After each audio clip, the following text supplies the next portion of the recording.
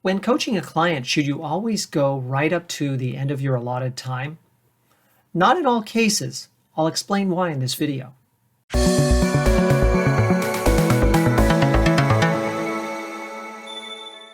Most of the time when you coach your client on an ongoing basis, you're going to use the time allotted, whether that's 30 minutes, 50 minutes, perhaps longer. But there are times when you should be careful about coaching right on up to the end. Take, for example, a time when a client comes to the session with something really meaty and challenging to work on.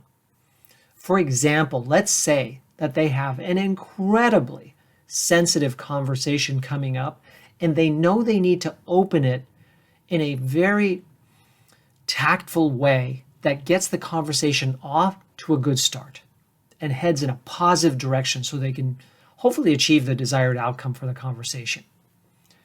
They feel somewhat tense, they're uncertain about how they're going to craft it. You coach them through the session and you get to a point where they reach a breakthrough in terms of how they want to open the conversation. And you can tell because they suddenly seem lighter. They're relieved. They are even smiling and feeling good about what you've been able to achieve together. And you acknowledge that. And they say something like, wow, I feel so much better. And I feel like this is something that I can open my conversation with and feel comfortable that this might lead us in a positive direction to reach the outcome that I'd like to achieve for this conversation. I want to just go back to my office and think about this a little bit more and consider, as we talked about, what I might say if a certain objection comes up and just crafting that a little bit more. But I'm feeling really good about this. And then you might say, wonderful. Is there anything more that you feel that we should talk about on this topic? And they would say, no, I feel so much better. Thank you very much. You look at your watch and you still have 20 minutes to go. What should you do? You might think that you want to say, well, who else could be helpful, or what resources might be supportive, or is there anything that could get in the way? What else do you think we should talk about in relation to this? You may want to try to add on to the gain that's been achieved because you have more time. But when you try to do that, you find your client is actually somewhat resistant and not as energetic to continue on discussing this topic. Why is that? It's because they achieved the result that they were looking for. They feel great. They even know what they want to do next. And it's not more coaching.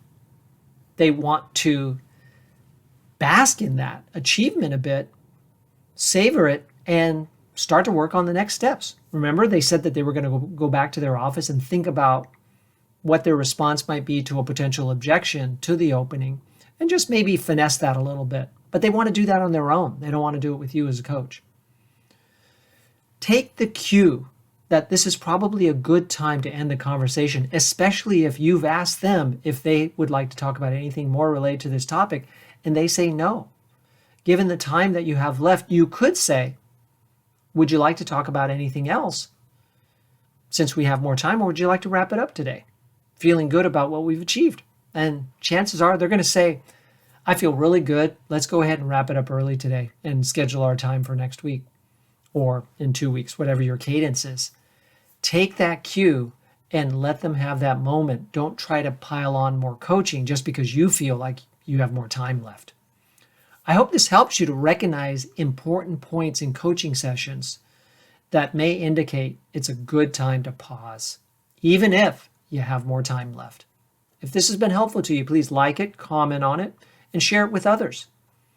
If you'd like to go deeper than just the video content that I provide here on this channel, then consider joining the Center for Executive Coaching and going through one of our various programs that are set up to suit you depending on the pace at which you'd like to get certified as an executive coach and the expense that you would like to go to get certified as an executive coach. We have multiple levels that you can go fast or go a little bit slower and go more reasonably.